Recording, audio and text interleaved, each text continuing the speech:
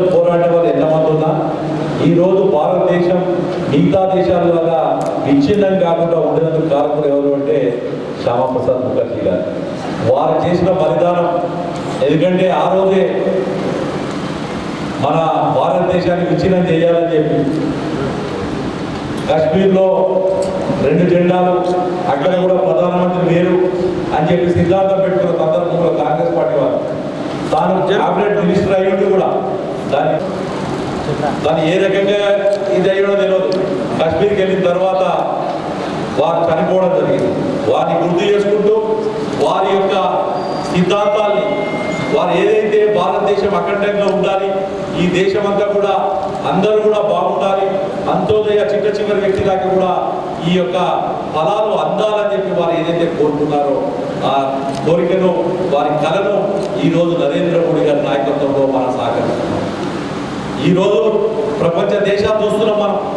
ఎక్కడ ఏం జరిగినా కానీ చాలామంది చాలా కామెంట్ చేసుకుంటారు.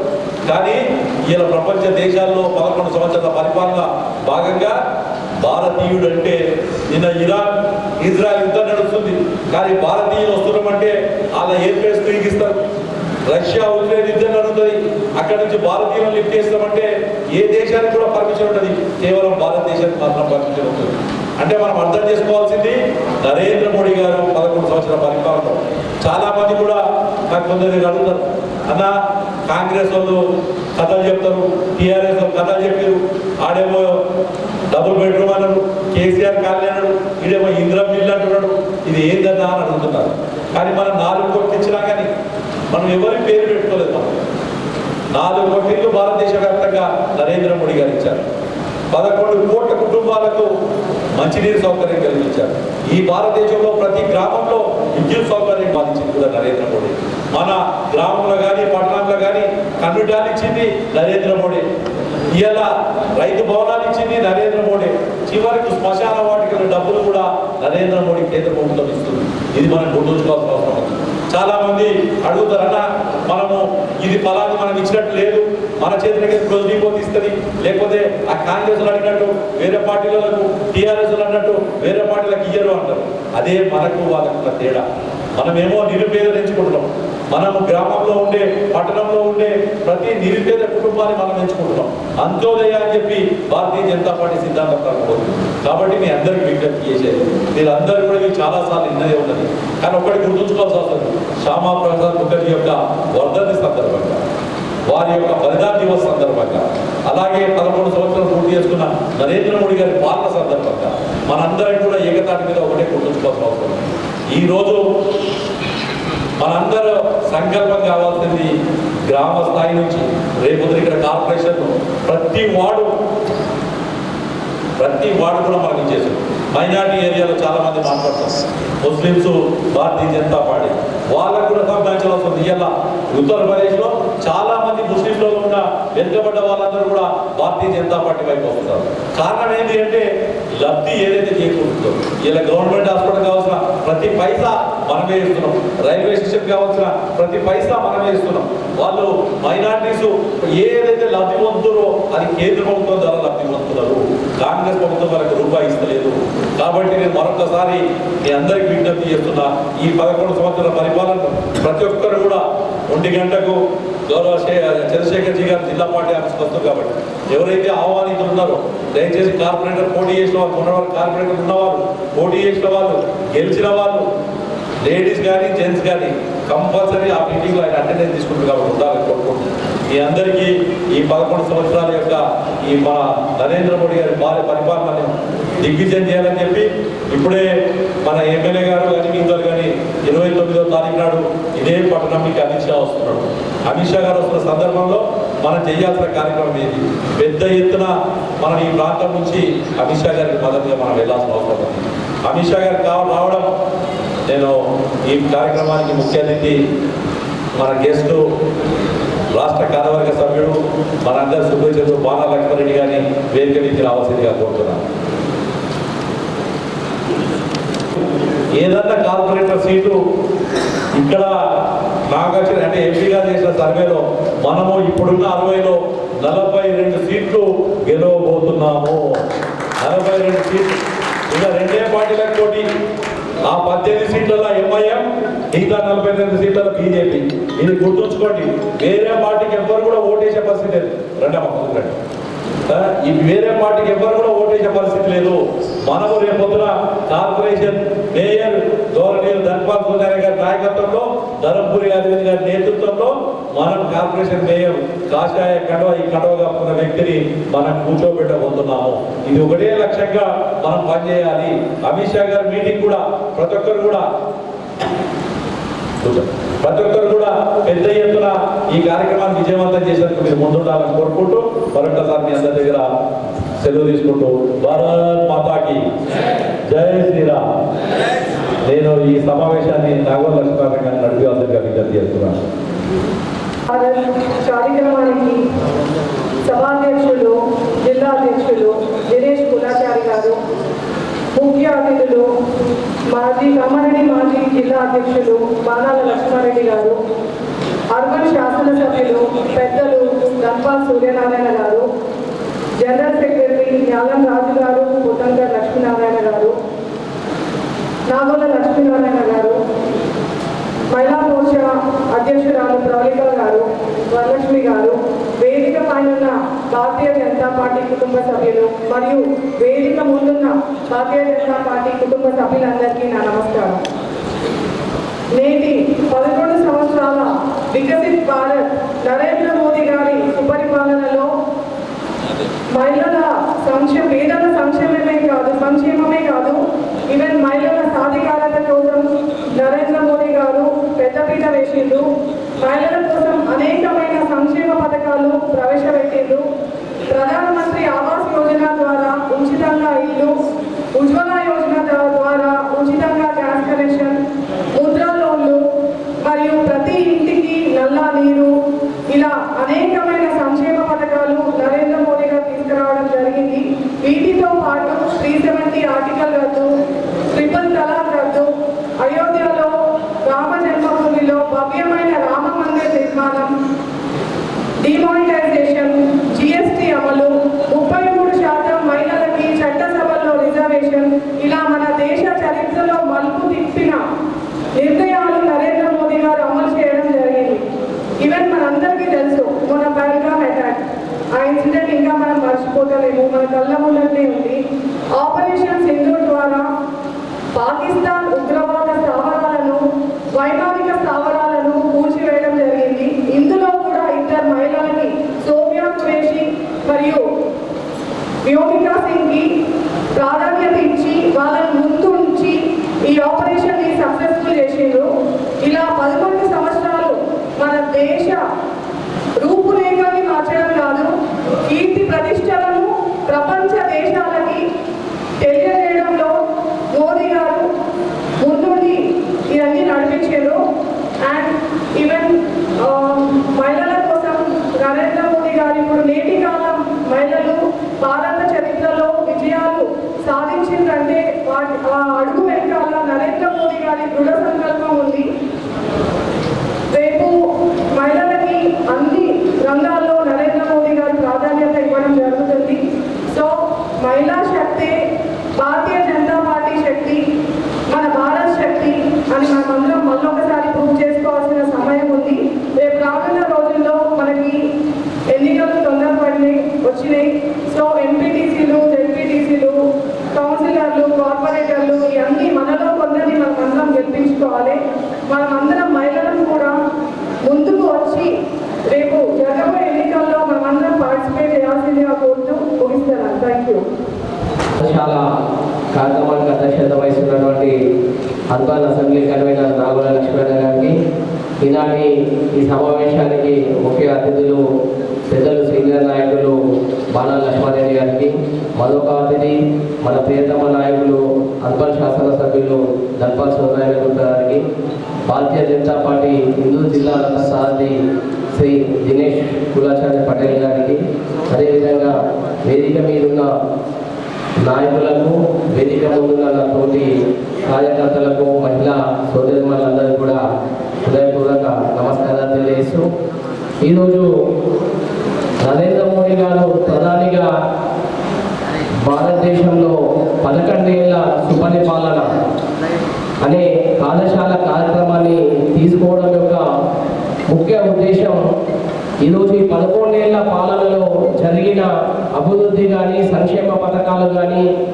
వీటన్నిటినీ కూడా ప్రజల్లోకి తీసుకెళ్లాలనే ఉద్దేశంతో ఈరోజు ఈ కార్యక్రమం తీసుకోవడం జరిగింది. మనం గత ప్రభుత్వాలు చూసినాం. గతంలో అధికారంలో ఉన్న ప్రభుత్వాలు పొద్దున లేచి మనం న్యూస్ పేపర్ చూస్తే ఎక్కడ చూసినా కుంభకోణాలు స్కాములు తప్పించి వేరేటి న్యూస్లో కనబడకుంటున్నాం.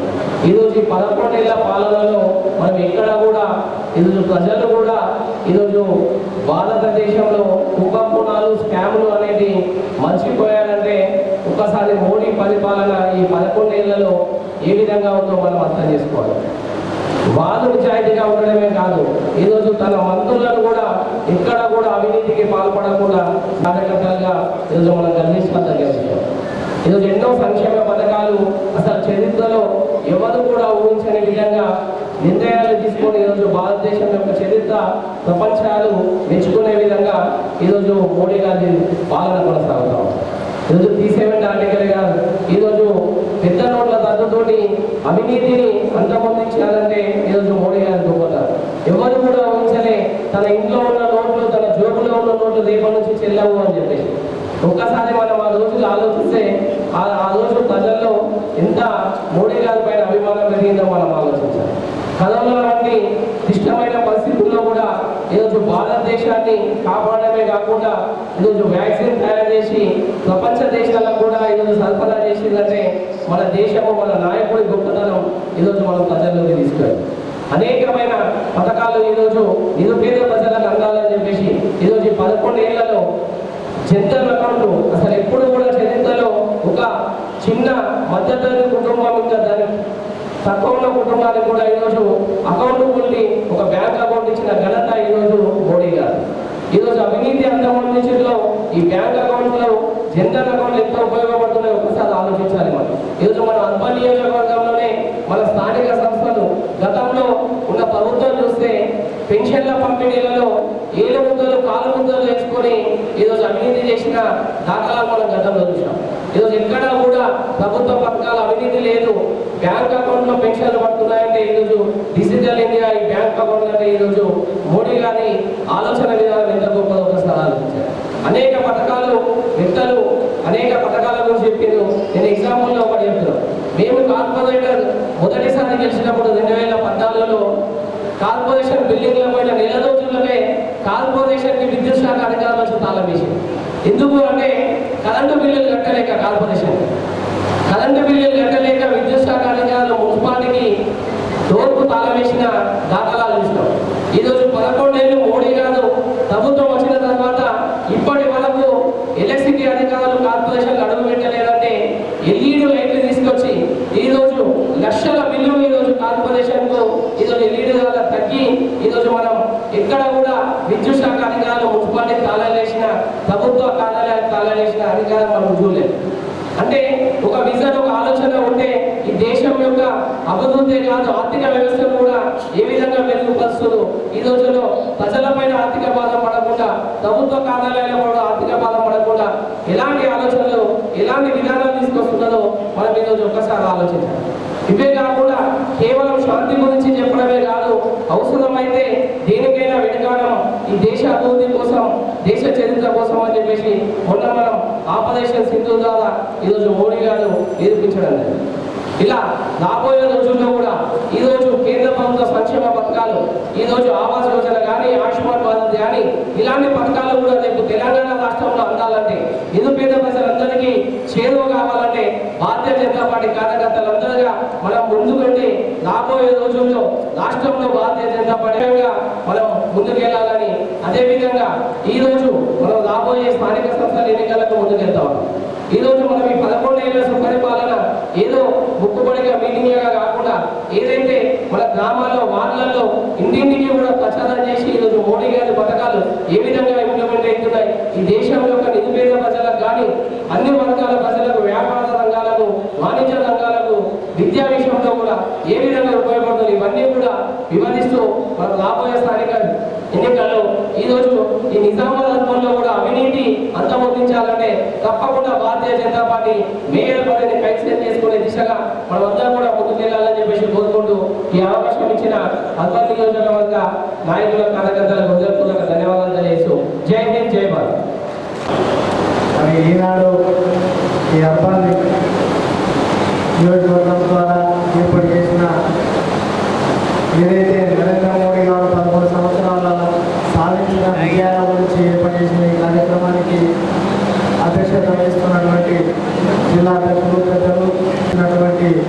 పెద్దలు సీనియర్ నాయకులు బీజేపీ సీనియర్ నాయకులు మానవాళ్ళ లక్ష్మారెడ్డి గారు, అదేవిధంగా ఈ కార్యక్రమము మరియు ముఖ్య అతిథి అయినటువంటి మన అర్బన్ ఎమ్మెల్యే పెద్దలు దంపాల్ సూర్యనారాయణ గారు, అదేవిధంగా ఈ కార్యక్రమాలను జరిపే ఆశ్రమైనటువంటి ప్రధాన కార్యదర్శి జ్ఞానరాజు గారు, అదేవిధంగా ఈ కార్యక్రమంలో కన్వీనర్గా వ్యవహరిస్తున్నటువంటి డాక్టర్ కొండాకన్న గారు, అదేవిధంగా నాగోళ్ళ లక్ష్మీనారాయణ గారు, అదేవిధంగా నారాయణ యాదవ్ గారు, సోదరిమణి రేవంత్ రెడ్డి గారు, మరొక సోదరిమణి రమణిక గారు, వరలక్ష్మి గారు, అదేవిధంగా నారాయణ యాదవ్ గారు, మరి ఇంతవరకు కూర్చున్న 6 మండలాధ్యక్షులకు మరి కార్యక్రమాన్ని చేసినటువంటి సోదరులకు సోదరిమణులకు పెద్దలకు ప్రతి ఒక్కరికి పేరు పేరున ధన్యవాదాలు తెలియజేస్తూ, ముఖ్యంగా ఈ యొక్క సమావేశం యొక్క ఉద్దేశం ఏదైతే మన జాతీయ పార్టీ ప్రతి జిల్లాలో ఉన్నటువంటి ప్రతి జిల్లా పార్టీలకు మనకు 5 కార్యక్రమాలను ఇవ్వడం జరిగింది. 5 కార్యక్రమాల మొట్టమొదటిగా ఏదైతే నరేంద్ర మోడీ గారు మొన్నటికి 11 సంవత్సరాలు ప్రధానిగా పూర్తి చేసుకున్న సందర్భంగా వారు చేసినటువంటి విజయాలు, అదేవిధంగా వారు మన ఏదైతే కేంద్ర ప్రభుత్వము దాదాపుగా కొన్ని వందల పథకాలు మనకి ఇవ్వడం జరిగింది. ఆ పథకాల గురించి ప్రతి కార్యకర్తకు ప్రతి ఇంటింటికి చేరవేయడానికి మరి కార్యక్రమం యొక్క ఉద్దేశం. దాంట్లో భాగంగానే ఈరోజు చూసినట్టయితే ఏమి చేయని వాళ్ళు, వారు ఇచ్చిన హామీలు నెరవేర్చని వాళ్ళు ఈరోజు మేము అది చేసినాం ఇది చేసినామని చెప్పుకోవడం జరుగుతుంది. మరి మన విషయానికి వచ్చినట్టయితే మనకు వందలాది పథకాలు ఇవ్వడం జరిగింది. దానికి సంబంధించిన పాంప్లెట్స్ కూడా మన కార్యాలయానికి రావడం జరిగింది. మరి అటువంటి పథకాలు ఏవైతే ఉన్నాయో ప్రతి ఇంటింటికి మనం వెళ్ళి ఆ పథకాల గురించి వివరించాల్సిన అవసరం ఉన్నది. మరి మనం చెప్పడం పోవడం వల్లనే మనం ఇచ్చే పథకాలు రాష్ట్ర ప్రభుత్వం వాళ్ళు మేము ఇస్తున్నాము అనే వాళ్ళ పార్టీ పథకాలుగా మార్చుకోవడం జరుగుతున్నది. సింపుల్గా మనం ఈరోజు చూసినట్టయితే రేషన్ కార్డులో మొత్తం బియ్యం మనం ఇస్తున్నాం, కానీ ఆడ ఫోటో చూస్తే రేవంత్ రెడ్డి ఫోటో మేము ఇస్తున్నామని వాళ్ళు చెప్పుకుంటున్నారు. ప్రతి బియ్యం కింద మన కేంద్ర ప్రభుత్వం సరఫరా చేస్తున్నది. మనం ఒకటే చెప్పాలా, మనం ఇస్తున్నాం అనడానికి నిదర్శనము వాళ్ళు బియ్యం తీసుకోమని వాళ్ళకు ఒక రిసిప్ట్ ఇస్తాం. ఆ రిసిప్ట్ మీద మనం ఎంత ఇస్తున్నాం, రాష్ట్ర పార్టీ ఎంత ఇస్తున్నారు అనేది ఖచ్చితంగా ఉంటుంది. మరి అంతేకాకుండా ఆ యొక్క వార్డు నియోజకవర్గ నాయకులు ఎవరైతే ఉంటారో వాళ్ళు నరేంద్ర మోడీ గారి ఫోటోలు ప్రతి కంట్రోల్ షాప్ దగ్గర పెట్టడానికి ప్రయత్నం చేయండి. ఖచ్చితంగా పెట్టాలని కూడా సమాపంగా నేను తెలియజేస్తున్నాను. అంతేకాకుండా ఏదైతే యోగా డే గురించి మరి నరేంద్ర మోడీ గారు 200 పట్టణాలు ప్రధాని కాగానే 200 పట్టణాలు ప్రధాని ఇమీడియట్గా ఐక్యరాజ్య సమితులు కార్యవర్గ సమావేశానికి వారు వెళ్ళడం జరిగింది. అక్కడ యోగా గురించి వివరించి మాట్లాడడం వల్ల ఎంబడే ఐక్యరాజ్య సమితుల దాని ఒక తీర్మానంగా తీసుకొని ఏదైతే జూన్ 23వ తారీఖు జూన్ 23వ తారీఖున యోగా డేగా మనము నియమించాలని చెప్పడం జరిగింది. ఆ విధంగా అక్కడ ఉన్న 190 దేశాలలో దాదాపు 175 దేశాలు ఈ యొక్క తీర్మానాన్ని ఆమోదించారు. అటువంటి పెద్ద కార్యక్రమాన్ని మనం 3 రోజుల క్రితం దేశవ్యాప్తంగా కాకుండా అదేవిధంగా ప్రపంచవ్యాప్తంగా నిర్వహించడం జరిగింది. ఆ ఘనత కేవలం నరేంద్ర మోడీ గారి అని సభాముఖంగా తెలియజేస్తున్నాను. అంతేకాకుండా ఏదైతే వారి యొక్క బలిదాన దివాస్ యొక్క దినము అదో ఒకటి కూడా మాకు ఒక కార్యక్రమంగా ఇవ్వడం జరిగింది. ఇందాక మన జిల్లా అధ్యక్షుల గారు దాని గురించి వివరించారు. ఏదైతే జూన్ 23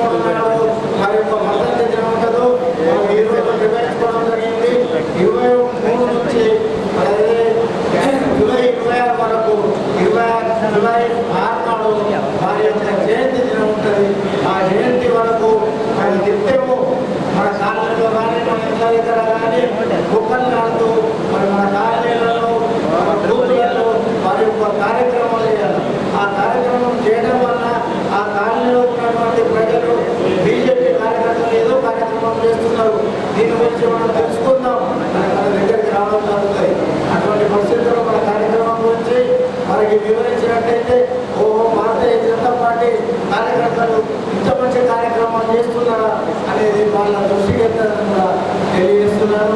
మరి అంతేకాకుండా న్యాయ విషయానికి వచ్చినట్లయితే ఎమర్జెన్సీ డే 1975 25 జూన్ నాడు ఎమర్జెన్సీ ఆనాడు ఇందిరాగాంధీ అంబేద్కర్ రాసిన రాజ్యాంగాన్ని నిర్వహిస్తూ మరి ఎమర్జెన్సీ డేని విధించడం జరిగింది. మరి ఈరోజు చూసినట్టయితే అది చీకటి రోజుగా మనం కూడా ఈ యొక్క ఎమర్జెన్సీ గురించి కాంగ్రెస్ పార్టీ అభివృద్ధిల గురించి మనం ప్రతి కార్యకర్త కూడా తెలియజేయాల్సిన అవసరం తెలియజేస్తున్నాను. అంతేకాకుండా పర్యావరణ 5వ అంశం పర్యావరణ గురించి ఈరోజు చూసినట్టయితే మన వాతావరణం అంతా కలుషితమై మనకు సరి అయిన వాతావరణం లేకపోవడం, ఎండాకాలంలో వర్షాలు పడడం, వర్షాకాలంలో ఎండాలు రావడం కారణం ఏంటంటే వాతావరణ కలుషితం వల్ల జరుగుతుంది. దానికి మనం నివారణ ఏంటంటే మొక్కలు నాటడం. ప్రతి ఒక్కరు తన వంతుగా మొక్కలు నాటాలి. తన తల్లి పేరు మీద ఒక మొక్క, తండ్రి పేరు మీద ఒక మొక్క, ఆ రకంగా ఒక దేవుడి పేరు మీద ఒక మొక్క నాటి దానికి మనం ఒక ఫ్లాగ్ కూడా పెట్టాలి. మా తల్లి పేరు మీద మొక్క నాటిన దాన్ని పవిత్రంగా తీసుకోవడం, మా తండ్రి గారి పేరు మీద ఒక మొక్క నాటిన దాన్ని పవిత్రంగా తీసుకోవడం, ఆ రకంగా చేసినట్లయితే కొంతవరకు మనము వాతావరణ కలుషితాన్ని తగ్గించడానికి ఆస్కారం ఉంటుందని తెలియజేస్తూ ఈ 5 కార్యక్రమంలో దాదాపుగా 25 మహిళా నివాసాలు అయిపోయింది. మిగతా 3 కార్యక్రమాలు ఈ కార్యక్రమంలో ఆగస్టు 15 వరకు ఈ కార్యక్రమాలను తీసుకొని ముందుకెళ్లాల్సిన అవసరం ఉందని తెలియజేస్తూ ఈ అవకాశం ఇచ్చిన ప్రజలకు ధన్యవాదాలు ముగిస్తున్నాను. భారత్ మాతాకి నరేంద్ర మోడీ గారి 11 సంవత్సరాల సుపరిపాలన పూర్తి చేసుకున్న సందర్భంగా అమృతకాలం సేవా సుపరిపాలన పేదల సంక్షేమమే ధ్యేయంగా పనిచేసిన నరేంద్ర మోడీ గారి 11 సంవత్సరాలు. ఈ కార్యక్రమానికి అధ్యక్షత వహిస్తున్న జిల్లా అధ్యక్షుడు సోదరుడు దినేష్ కులాచారి గారికి మరియు ముఖ్య అతిథిగా విచ్చేసిన భారతీయ జనతా పార్టీ సీనియర్ నాయకులు కామారెడ్డి ఇన్ఛార్జ్ మా లక్ష్మారెడ్డి గారికి, ఆనా లక్ష్మారెడ్డి గారికి మరియు వేదిక మీద జ్ఞానరాజు గారికి, పుట్టపల్లి లక్ష్మణ్ గారికి, డాక్టర్ కొండ అర్చన గారికి, నారాయణ యాదవ్ గారికి, లక్ష్మీనారాయణ గారికి, నాగ లక్ష్మణ్ గారికి, సోదరి సోహన్ రెడ్డి గారికి మరియు ప్రవళిక గారికి, అత్తయ్య గారికి మరియు యాదవ్ గారికి, వేదిక మీద ఉన్న భారతీయ జనతా పార్టీ సోదరులకు, నాయకులకు, కార్యకర్తలకు నా యొక్క నమస్కారం. నిజంగా ఈ 4 పదాలు ఏదైతే ఇక్కడ పలికిందో 100% నిజం. స్వతంత్రం వచ్చి 75 సంవత్సరాలు, దాంట్లో 62 సంవత్సరాల పరిపాలన చేసింది కాంగ్రెస్. కాంగ్రెస్ చేసింది ఏంటిదంటే పూర్తిగా అవినీతిమయం. 2004 నుండి 14 వరకు యూపీఏ గవర్నమెంట్లో అఫీషియల్గా 12 లక్షల కోట్ల అవినీతి జరిగింది. అదే 14 నుంచి 11 సంవత్సరాల నరేంద్ర మోడీ గారి పరిపాలన ఒక సుపరిపాలన, ఒక నీతిమంతమైన పరిపాలన, ఒక ఆదర్శవంతమైన పరిపాలన, ఎక్కడ కూడా అవినీతి లేకుండా, ఒక స్కామ్ లేకుండా, ఒక్కరోజు కూడా లీవ్ తీసుకోకుండా ప్రధానమంత్రి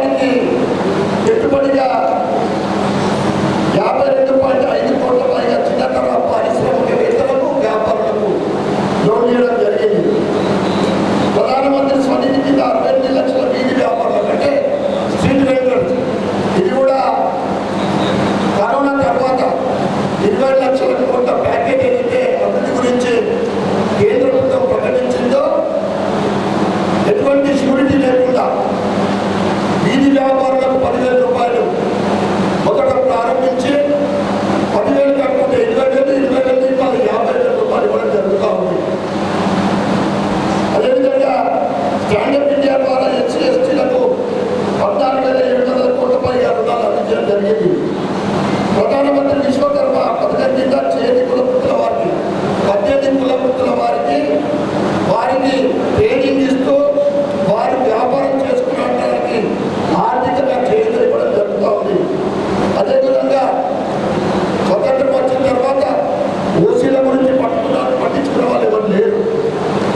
10% ఈడబ్ల్యూస్ ఇచ్చి పేద అగ్రవర్ణాలకు ఈడబ్ల్యూస్ ద్వారా ఒక మంచి పథకం ప్రవేశపెట్టడం జరిగింది నరేంద్ర మోడీ గారి ఆధ్వర్యంలో. అదేవిధంగా ఉజ్వల యోజన కింద మనకు తెలుసు,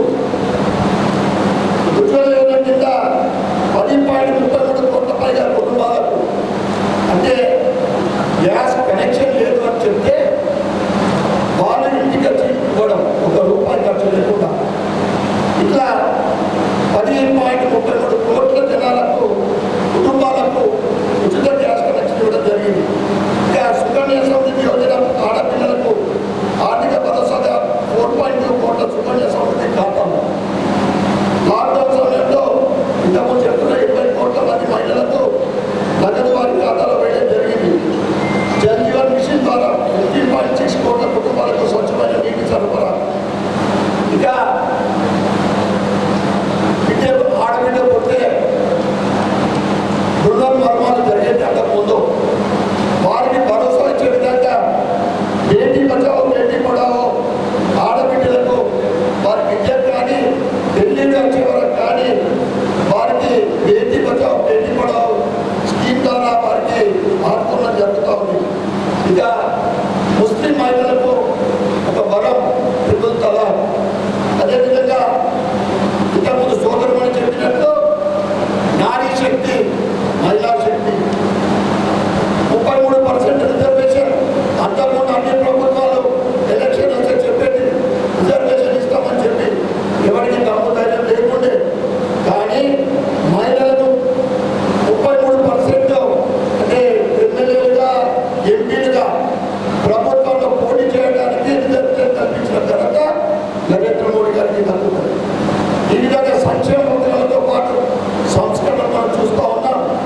ఇప్పుడు సంస్కరణలో భాగంగా లేటెస్ట్గా మనం చూస్తూ ఉన్నాం వర్క్ చట్టం. వర్క్ చట్టం ఏంటిది? సెక్రటరీ మాదే, అసెంబ్లీ మాదే, నిజామాబాద్ ఉన్న కలెక్టర్ ఆఫీస్ మాదే అక్కడ అయ్యేది. ఇది ఈ వర్క్ అడ్డం పెట్టుకొని ఉడకనా కొడుకులు హిందువుల పైన దాడులు విధంగా చెప్పాలంటే హిందువుల ఆస్తుల పైన దాడులు. వర్క్ చట్ట సవరణ ప్రసార పథకం కింద అంటే ముస్లిం రాజుల ద్వారా మన ఆదాయాల వంశం చేపట్టిన తర్వాత 1900 కోట్లతో ఇప్పటి వరకు ప్రసాద్ యోజన స్కీమ్ ద్వారా సనాతన హిందూ ధర్మాన్ని కాపాడుతూ మనకు మూలాలైన అప్పటి జ్యోతిర్లింగాలు కానీ ప్రముఖ ఆలయాల పునర్నిర్మాణం జరుగుతూ ఉందంటే ఈ 11 సంవత్సరాలు నరేంద్ర మోడీ గారు వచ్చిన తర్వాతనే హిందూ ధర్మంతో పాటు శిథిలావస్థకు చేరిన ఆలయాల పునర్నిర్మాణం, ధ్వంసం కాబట్టి ఆలయాలు అంగరంగ వైభవంగా నిర్మాణం జరుగుతుంది ఈ 11 సంవత్సరాల్లో. దాంట్లో భాగంగా కేదార్నాథ్ ఆలయానికి 207 కోట్లు, సోమనాథ్ ఆలయానికి 33 కోట్లు, అయోధ్య రామందిరం మనం చూసినాము, అందరం కూడా పోయొచ్చినాము. అదేవిధంగా ఇన్ఫ్రాస్ట్రక్చర్ విషయానికి వస్తే రోడ్డు కానీ రైల్వేస్ కానీ మన ఆర్మీ పటిష్టత కానీ అన్ని రంగాలు కూడా ఈరోజు ప్రపంచ దేశ నాయకులు పొగడబడుతున్నది భారతదేశం వైపత్యం కూడా చూస్తూ ఉన్నాం. ఇవాళ రోడ్డు మనం చూసినాం, కుంభమేళ ఎవరికి పోవాలనే ఆలోచన లేదో చివరి రోజున ఆలోచన చేయకపోతే బాగుంటుంది. మా ఇంట్లో కుటుంబ సభ్యులు పోయినారు, మా దోస్తులు పోయినారు, మా చుట్టాలు పోయినారు, వాళ్ళకు కూడా మనసు కలిగి 66 కోట్ల మంది కుంభమేళలో స్నానం చేసి నిజామాబాద్ మన ఇందుకు వెళ్ళిపోయి ఈరోజు పొద్దున బయలుదేరితే రాత్రి 12 గంటల వరకు మనం కుంభమేళ చేయడం అంటే ఎక్కడ కూడా ఇందూరు నుండి అలహాబాద్ వరకు 10 కిలోమీటర్ల రోడ్డు కచ్చా రోడ్డు లేకుండే. రైల్వేస్ అదేవిధంగా కాంగ్రెస్ గతంలో ఉన్న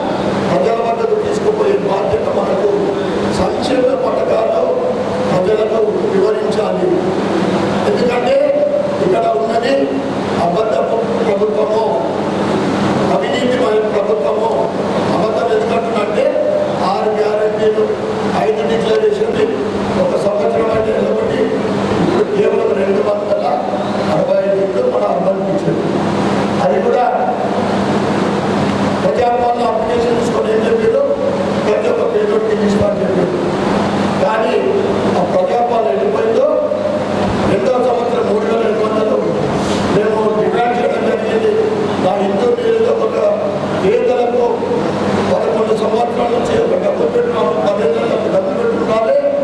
ఇప్పుడైనా కానీ మీరు మొదటి సంవత్సరం ఇస్తాను 3,500, రెండవ సంవత్సరము ఇచ్చే 3,500. దానికి ఒక కండిషన్, మొదటి దఫా మేము ఇచ్చేది సొంత జాగా ఉన్నాం. అర్థాల సొంత జాగా ఎంతమంది ఉంటారు, అది కూడా వాళ్ళ హామీని దాటి వేయడానికి అన్నాదం నోరు ఇచ్చే అబద్ధం. ఇచ్చిన హామీలకి ఎందుకోలేదు, కొత్త హామీలు కనుక ప్రభుత్వం కాంగ్రెస్ కనుక చాలా జాగ్రత్తగా రాబోయే స్థానిక ఎన్నికల్లో తప్పకుండా భారతీయ జనతా పార్టీ కార్పొరేషన్ మీద జెండా ఎగరవలసిందిగా మీ అందరికీ కూడా నేను విజ్ఞప్తి చేస్తాను. ఎందుకంటే మీరందరి ఆశీర్వాదంతో ఎమ్మెల్యే అయినా ఏం సరిపోతుంది. ప్రభుత్వము కాంగ్రెస్ ఉంది, మన అర్బన్లో రూరల్ కంటే ఎన్ఆర్టీఎస్ ఫండ్స్ ఏదో ఒక ఫండ్ వస్తుంది మనకు కార్పొరేషన్కు సెంట్రల్ నుంచి డైరెక్ట్గా ఏం కాదు. కార్పొరేషన్ మీద మన జెండా ఇష్టమంటే భారతీయ జనతా పార్టీ పరిపాలన ఏంటిదో, భారతీయ జనతా పార్టీ సత్తా ఏంటిదో ప్రజలకు మనం చూపెట్టే అవకాశం ఉంటుంది.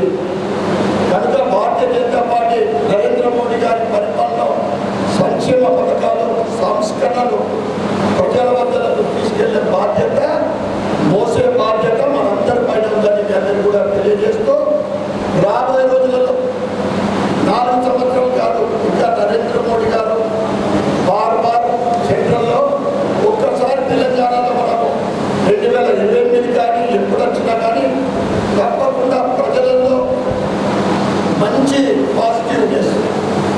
ఒక్కసారి భారతీయ అభివృద్ధి, తెలంగాణ అభివృద్ధి కావాలంటే ఇప్పుడు అభివృద్ధికి దోచుకోకుండా అప్రూపాలైతున్న తెలంగాణ బయటపడాలంటే, అభివృద్ధి కావాలంటే ప్రజలందరూ కూడా భారతీయ జనతా పార్టీ వైపు చూస్తూ ఉన్నారు. అవకాశాన్ని మనం గుర్తించుకోవాలా, అవకాశాన్ని సద్వినియోగం చేసుకున్నారా.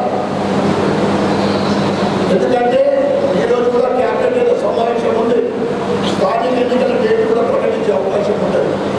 ఏదేమైనా ఎలక్షన్ వస్తున్నాయి, ఇప్పుడే ఉన్నాయి, నెలలో లోపు ఉన్నాయి, 15 రోజుల లోపల మన మున్సిపల్ ఎలక్షన్ ఉన్నాయని విధంగా మనము పనిచేస్తే తప్పకుండా అధ్యక్షుడు గారు చెప్పినట్లు అరవింద్ గారి సర్వే ప్రకారం, ఎంపీ గారి సర్వే ప్రకారము 42 సీట్లు కాదు 43 సీట్లు గెలుచుకునే అవకాశం మనకు ఉంటుంది. ఈరోజు మైనార్టీస్ కూడా రాబోయే రోజుల్లో అభివృద్ధి వైపు చూస్తారు. అభివృద్ధి కావాలంటే భారతీయ జనతా పార్టీ వైపు గుజరాత్లో కానీ యూపీలో కానీ మైనార్టీలు కూడా ఓటేసిందంటే వాళ్ళు కూడా వారి పరిపాలన, కాంగ్రెస్ పరిపాలన కానీ లోకల్ పార్టీ పరిపాలనతో విసిగెత్తిపోతా ఉన్నారు. కనుక ఇంత చక్కటి అవకాశాన్ని నరేంద్ర మోడీ గారు మొన్న జరిగిన పాకిస్తాన్పై ఉగ్రవాదులపై దాడికి ప్రతీకారం ఏ విధంగా ఆపరేషన్ సింధూర్ ద్వారా మన సైనిక శక్తి ఏంటిదో అది కూడా ప్రపంచానికి చాటించడం జరిగింది. అంటే ఈరోజు మన వాళ్ళు ఎవరైనా కానీ బయట ఉన్నారంటే ఒక భారతదేశ పౌరుడు అంటే గర్వంగా చెప్పుకునే అక్కడ మనకంతా నదిగా దక్కుతుంది. కనుక ఇక్కడ మనం ఉన్నందుకు, మనమందరం భారతీయ జనతా పార్టీ కన్వాయించుకున్నందుకు, కాషాయ కన్వాయించుకున్నందుకు అదృష్టవంతులుగా భావించాలి. ఎందుకంటే ఇటువంటి పార్టీ, ఎటువంటి అవినీతి లేకుండా ఈరోజే ఫలితాంలో జరిగింది. శ్యామా ప్రసాద్ ముఖర్జీ, దీన్ దయాళ్ ఉపాధ్యాయ, అటల్ బిహారీ వాజ్పేయి, ఈరోజు అంబానీ గారు, అంటే అన్ని మనం చూస్తాము. కేవలం మీరు దేశ అభివృద్ధి లక్ష్యంగా, సమాజ అభివృద్ధి లక్ష్యంగా ప్రజలు బాగుపడాలి, దేశం బాగుపడాలి, చిన్న చివరి వ్యక్తులు అని సంక్షేమ పథకాలు అందాలి. తీసే ఆర్టికల్ కోసము తన మినిస్ట్రీని డిజైన్ చేసిపోయిన మహానుభావుడు శ్యామ్ ప్రసాద్ ముఖర్జీ. ఏ దేశ में 2 निशान 2 प्रधान 2 विधान नहीं चलेगा అని ఆయన మిస్ట్రీ, ఆయన చనిపోవడం కూడా ఒక మిస్ట్రీ, ఎవరికి తెలియదు. అటువంటి మహానుభావుడు స్థాపించిన జనసంఘ్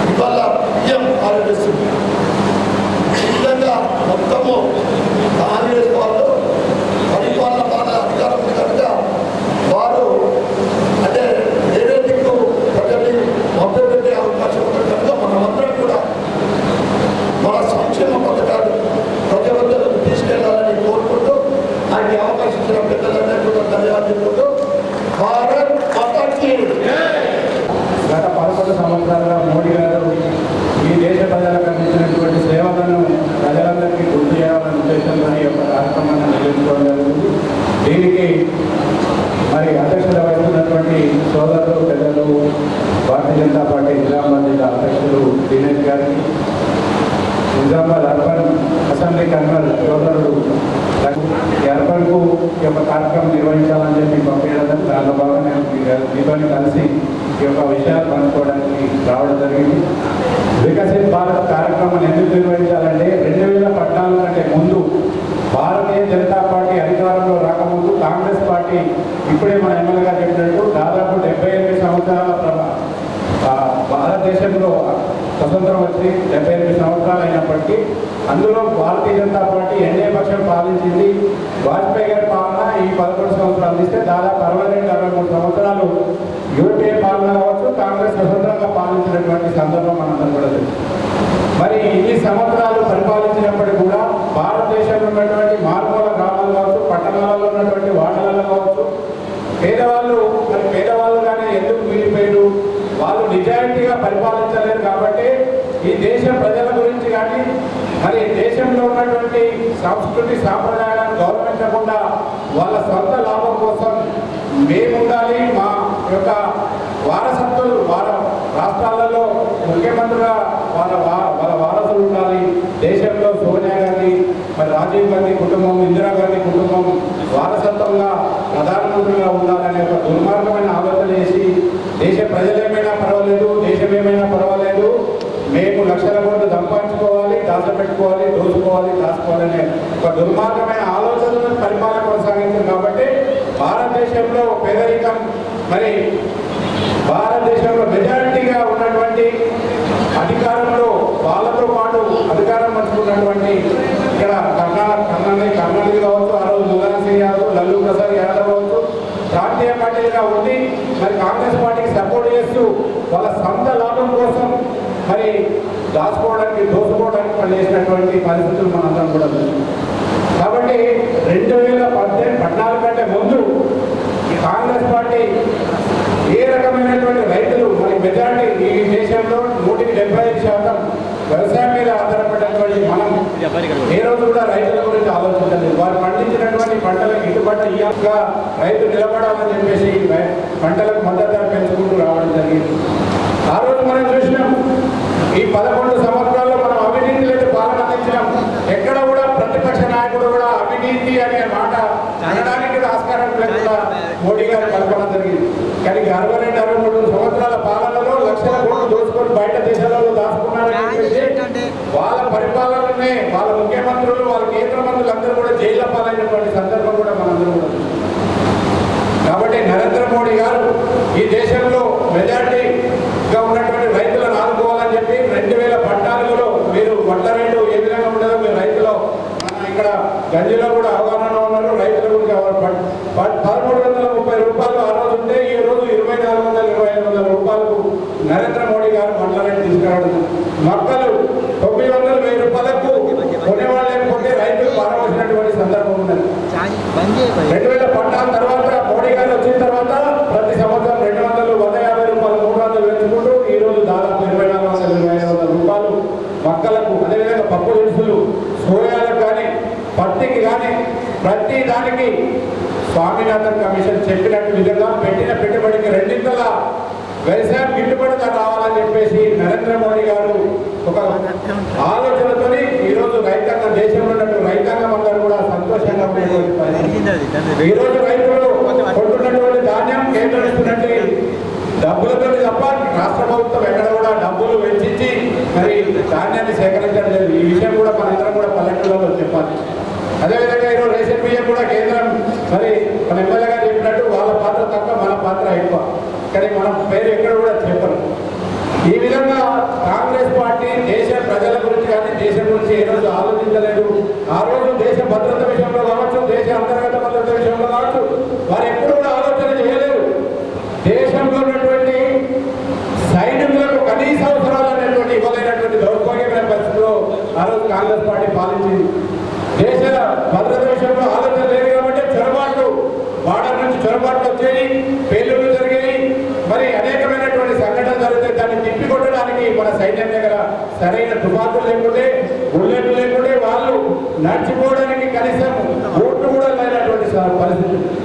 మరి సైన్యం బార్డర్కి వెళ్ళాలంటే కనెక్టివిటీ లేనటువంటి పరిస్థితులు. ఆ రోజు వాజ్పేయి గారు వచ్చిన తర్వాత భారత్ మాల కార్యక్రమంలో భాగంగా దేశవ్యాప్తంగా జాతీయ రహదారులు అన్ని కూడా బాగా చేయాలి, దాని ద్వారా దేశం అభివృద్ధి చెందుతుందని చెప్పి దాన్ని ఇలా అద్వానీ గారి వాజ్పేయి గారి కళలు కన్నటువంటి కళలని ఈరోజు నరేంద్ర మోడీ గారు చూడండి, మీరు ఎక్కడికి వెళ్ళినా భారతదేశంలో నేషనల్ హైవేలు ఈరోజు నితిన్ గడ్కరీ గారి యొక్క కమిట్మెంట్, నరేంద్ర మోడీ గారి ఆలోచన, మరి దేశవ్యాప్తంగా జరుగుతున్నటువంటి అభివృద్ధిని మనం చూసినట్లయితే మనందరూ కూడా మరి దేశ ప్రజలందరూ కూడా గమనిస్తున్నారు. కాబట్టి నరేంద్ర మోడీ గారి కానీ ఒకటోసారి, రెండోసారి, మూడోసారి మరి దేశానికి ప్రధాని కావాలని గెలిపించుకోవడం జరిగింది. అందులో భాగంగా రైల్వే స్టేషన్లు వందే భారత్ కార్యక్రమంలో భాగంగా మరి నిజామాబాద్ రైల్వే స్టేషన్ కావచ్చు, కామారెడ్డి కావచ్చు, మరి దేశవ్యాప్తంగా వందల రైళ్లు, వందే భారత్ రైళ్లు, రైల్వే స్టేషన్ల మరమ్మతు, ఈ విధంగా చెప్పుకుంటూ పోతే అనేకమైనటువంటి కార్యక్రమాలు నిర్వహిస్తా ఉన్నాం. నరేంద్ర మోడీ గారి ఆలోచన మనం ఈ రోజు రేపటి గురించి ఆలోచిస్తే వాళ్ళు వచ్చే 25 సంవత్సరాల గురించి ఆలోచిస్తారు. కాబట్టి 11 సంవత్సరాల క్రితం ఆయన ప్రమాణ స్వీకారం చేసినటువంటి ఆలోచనలే ఇప్పుడు అమల్లోకి వచ్చి దేశం అభివృద్ధి దిశగా ముందుకెళ్తుందన్న విషయాన్ని మనందరం కూడా ప్రజలకు తెలియజేసి ఈ యొక్క కార్యక్రమాలన్నీ కూడా విజయవంతంగా ముందుకు తీసుకెళ్లాలని చెప్పేసి మరి మీరందరూ కూడా మోడీ యాప్ కొడితే వారు 11 సంవత్సరాల్లో ఏం వచ్చినాయి, ఏం చేసినటువంటి విషయాన్ని కూడా మనందరూ కూడా తెలుస్తాయి. దాన్ని మనకు ప్రజలకు చెప్పే అవకాశం ఉంటుంది. అదేవిధంగా నార్త్ ఈస్ట్ రాష్ట్రాలు గతంలో భారతదేశంలో ఉన్నాయా లేవనేటువంటి పరిస్థితి 7 సిస్టర్స్ గా వేసుకున్నటువంటి 7 రాష్ట్రాలు, అది అస్సాం కావచ్చు, హిమాచల్ కావచ్చు, అరుణాచల్ కావచ్చు, త్రిపుర కావచ్చు, మణిపూర్ కావచ్చు, వాళ్ళు పశ్చిమ బెంగాల్లో ఆ దుర్మార్గులు సిపిఐ వాళ్ళు 25 సంవత్సరాలు పరిపాలన చేసి బంగ్లాదేశ్ నుంచి వలసలు ప్రోత్సహించి వాళ్ళని ఓటు బ్యాంకుగా తయారు చేసి ఈ దేశంలో 25 సంవత్సరాలు పాలన వారి వారసత్వాన్ని ఆ దుర్మార్గురాలు మమతా బెనర్జీ ఈ రోజు వాళ్ళని ఓటు బ్యాంకుగా 30-40% ఓటు బ్యాంకు అస్సాంలో, పశ్చిమ బెంగాల్లో ఓటు బ్యాంకుగా మార్చుకొని వాళ్ళ అధికారాన్ని చెలాయిస్తున్నటువంటి పరిస్థితి, అక్కడ హిందువులను ఉచ్చకోతలు వస్తున్నటువంటి పరిస్థితి. అటువంటి పరిస్థితుల నుంచి ఈరోజు నరేంద్ర మోడీ గారు నేషనల్ కనెక్టివిటీ ఒక రాష్ట్రానికి ఒక రాష్ట్రం లేకపోతే ఈరోజు 7 రాష్ట్రాలకు కనెక్టివిటీ వచ్చి ఆ రాష్ట్రాల్లో ఉన్నటువంటి ప్రజలు, అన్ని వర్గాల ప్రజలు కూడా మెప్పుకునే ప్రయత్నం ఈరోజు జరుగుతూ ఉన్నది.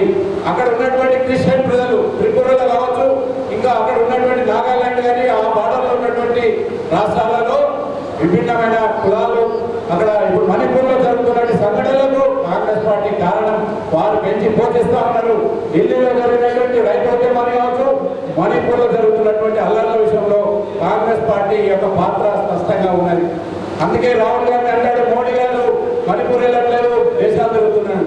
నువ్వు దుర్మార్గమైన ఆలోచనతో వాళ్ళు రెచ్చగొట్టి మరి హత్యలు చేస్తుంటే దానికి ఎవరి కారణం అని చెప్పేసి ఈరోజు మనం అడగాల్సినటువంటి పరిస్థితి ఉన్నది. కాబట్టి ఈ విధంగా సోదరులారా, ఈ యొక్క వికసిత్ భారత్ కార్యక్రమాన్ని దేశవ్యాప్తంగా నరేంద్ర మోడీ గారు చేసినటువంటి అభివృద్ధి సంక్షేమ పథకాలు, గతంలో కాంగ్రెస్ పార్టీ అవినీతి చేసింది కాబట్టి నేరుగా బ్యాంక్ అకౌంట్ తీసి ప్రతి పేదవాడికి అవినీతి లేకుండా ఆ డబ్బులు అందాలనే ఉద్దేశంతోనే బ్యాంకులలో అకౌంట్ తీసి మరి ఆ రోజు రాజీవ్ గాంధీ గారు చెప్పడం జరిగింది, ఢిల్లీ నుంచి 1 రూపాయలకి 85 పైసలు అవినీతి జరుగుతుంది, 15 పైసలే పోతున్నాయి. దాన్ని రూపుమాపడానికి నరేంద్ర మోడీ గారు ప్రతి పేదవాడికి ఉచితంగా నేను గ్యారెంటీ అని చెప్పేసి బ్యాంక్ అకౌంట్స్ తీసి వారికి నేరుగా డబ్బులు వెళ్ళే విధంగా చేయడం ద్వారా ఈరోజు అవినీతికి తావు లేకుండా చేయడం జరిగింది. అదేవిధంగా గ్రామాల అభివృద్ధి చెందాలని 13-14 ఫైనాన్స్ కింద వారికి గ్రామాలకు నేరుగా నిధులు వెళ్ళే విధంగా చేయడం ద్వారానే ఈరోజు గ్రామాలు పటిష్టంగా డెవలప్మెంట్ అవుతారు. అదేవిధంగా మరి పట్టణాలలో కూడా అమృత్ పథకం మీద అనేక కార్యక్రమాలు దేశవ్యాప్తంగా ఇవ్వడం జరిగింది. కాబట్టి ఇవన్నీ విషయాలు ప్రజలకు తెలియాలని చెప్పేసి మనందరం కూడా మళ్ళీ భవిష్యత్తులో మరి తెలంగాణ రాష్ట్రంలో అధికారంలో రావాలి. ప్రత్యేకించి మీ నిజామాబాద్ అర్బన్లో మీరు ఎమ్మెల్యే గారు ఉన్నారు, ఎంపీ గారు ఉన్నారు. మరి రేపు జరగబోయేటువంటి మేయర్ ఎలక్షన్లో మీరందరూ కూడా కార్పొరేటర్ గెలిచి మేయర్గా గెలవాలని ఆశిస్తూ ఈ అవకాశం ఇచ్చిన మీ అందరూ కూడా పేరు పేరున ధన్యవాదాలతో ముగిస్తున్నాం. ఇష్టవాదు ఆశావాదు ఎవరు ఎంతమంది చేస్తారో మీరు సంఖ్య చెప్పండి, ఆ సంఖ్య రాసుకుంటారు, ఆ సంఖ్యని ఎంపీ గారికి ఇస్తారు. దాన్ని అంతా కూడా 40 మంది వరంగల్ నుంచి వచ్చారు. ఈ 40 డివిజన్లకు వరంగల్ నుంచి ఒక్కొక్క ఇన్ఛార్జ్ వచ్చాడు. వాళ్ళు చూసుకుంటారు ఈ లిస్టు మేము వాళ్ళకి ఇచ్చే వల్ల నేను కానీ ఎమ్మెల్యే కానీ వేదిక మీద ఉన్న వాళ్ళకి కేవలం మీరు లిస్టు తీసుకుపోయి ఇచ్చే వాళ్ళమే. మిగతాదంతా వాళ్ళు ఇచ్చే రిపోర్టు, ఎంపీ గారు మీతో మాట్లాడే రిపోర్టు రెండే ఉంటాయి. కాబట్టి మండల వారిగా అటుగోలాగా మండలం, అటుగోలాగా ఇది 2, ఈ స్టేజ్ మీద 1, 5 వినాయక స్టార్ట్ అవుతుంది. 6 నుంచి ఆయనకి ఎన్ని ఉంటాయో డివిజన్ వారిగా ఈకే వేదిక మీద పిలిచి వీళ్ళందరూ ఉన్నదంతా రాసుకోవాలని చెప్తున్నారు. ఓకే, నాకు ప్రాబ్లం లేదు. 6వ డివిజన్ నుంచి